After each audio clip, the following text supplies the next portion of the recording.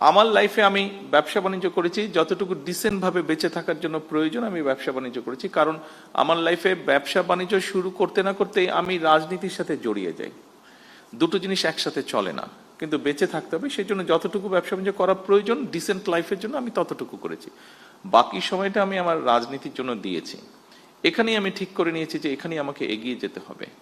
কিন্তু এই এগিয়ে যেতে গিয়ে একটা মানুষকে অনেক কিছুর ভিতর দিয়ে যেতে হয়। আমি গিয়েছি মানসিক নির্যাতন, আমি গিয়েছি শারীরিক নির্যাতন, বিভিন্ন রকম হিউমিলিয়েশন, বিভিন্ন রকম ফিজিক্যাল টর্চার, বিভিন্ন রকম যন্ত্রণার মধ্যে দিয়ে আমি গিয়েছি। অনেক ধৈর্যের পরীক্ষা দিতে হয়েছে। তারপরে আমি আজকে আলহামদুলিল্লাহ আল্লাহর রহমতে একটা জায়গায় এসেছি। আপনাদেরকে খুব সংক্ষেপে এটা বলার কথা অর্থ হলো আপনাদেরকে এরকম অনেক কষ্টের মধ্যে দিয়ে যেতে হবে। তবে আপনাদেরকে এতটুকু বলতে পারি, এই মুহূর্তে আমার সরকারের অবস্থান থেকে আমি বলতে পারি আমরা আছি আপনাদের সাথে, আপনাদেরকে হেল্প করার জন্য, আপনাদেরকে পথ দেখানোর জন্য, আপনাদের পাশে দাঁড়ানোর জন্য আমরা আছি।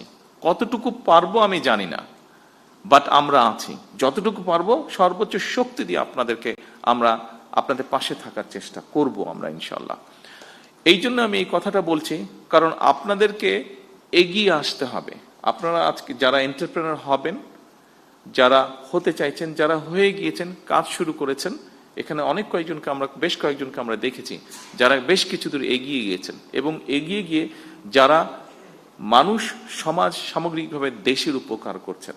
আপনাদেরকে প্রয়োজন, আপনার জন্য আপনার প্রয়োজন না, আপনাকে প্রয়োজন লক্ষ কোটি মানুষের জন্য প্রয়োজন, আপনাকে প্রয়োজন এই দেশের জন্য প্রয়োজন। কারণ আমি একটি কথা বলেছি, ওই দিন আমি গিয়েছিলাম চিনমৈত্রীতে, একটি অনুষ্ঠান হচ্ছিল, সেটি ছিল ইনোভেশন ইভেন্ট। আমরা ছোটবেলায় সায়েন্স ফেয়ার বলতে যা বুঝেছি অনেকটা ওরকম, বিভিন্ন বাচ্চারা, স্কুলের বাচ্চারা বিভিন্ন সারা দেশ থেকে এসছে, তারা ওখানে বিভিন্ন রকম তাদের প্রজেক্ট তারা নিয়ে এসেছে। কিছুদিন আগে আরেকটা অনুষ্ঠানে গিয়েছিলাম, সেখানে প্রায় সারা বাংলাদেশের প্রাইমারি স্কুলের 22 লক্ষ বাচ্চা পার্টিসিপেট করেছিল। প্রাইমারি স্কুলের বাচ্চা ক্লাস 2, 3 থেকে 5 পর্যন্ত বিভিন্ন স্পোর্টসে, ওদের ফুটবল ম্যাচটা আমি দেখতে গিয়েছিলাম। এই দুটো ইভেন্ট, বিশেষ করে এই দুটো ইভেন্ট দেখার পরে আমি অ্যাকচুয়ালি, যেহেতু আমি রাজনীতি করি, মাঝে মাঝে হয়তো হতাশ হয়ে যেতাম, বা এখনো মাঝে মাঝে কিছুটা অনেক ক্ষেত্রে বেশি হতাশ লাগে। কিন্তু এই বাচ্চাগুলোকে দেখার পরে নিজেকে খুব কনফিডেন্ট মনে হয়েছে। এই জন্য কনফিডেন্ট মনে হয়েছে। আর আজকে যখন আপনাদের কতগুলো কাজ দেখলাম, আপনাদের কয়েকজনের বক্তব্য শুনলাম, তখন নিজের কনফিডেন্সটা আজকে আরো বেড়ে গিয়েছে। কারণ দেখুন, যেহেতু রাজনীতি করি, একটা তো আমার লক্ষ্য আছে, উদ্দেশ্য আছে। রাজনীতি আছে, দলের পরিকল্পনা আছে, সবকিছু আছে, কাজ আছে।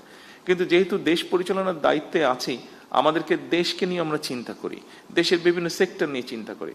আজকে যখন আপনাদেরকে দেখলাম, এবং ওই দিন ওই দুটো ইভেন্টে ওই বাচ্চাগুলোকে দেখেছি, আজকে আমার কাছে মনে হচ্ছে এই যে আমরা রাত দিন পরিশ্রম করছি, চেষ্টা করছি একটু চেঞ্জ করার জন্য, আমার মনে হলো যে হ্যাঁ, আমরা কিছু সংখ্যক মানুষের হাতে দিয়ে যেতে পারবো, যারা আমরা যেখানে ছেড়ে যাব সেখান থেকে তারা দেশটাকে এগিয়ে নিয়ে যেতে পারবে।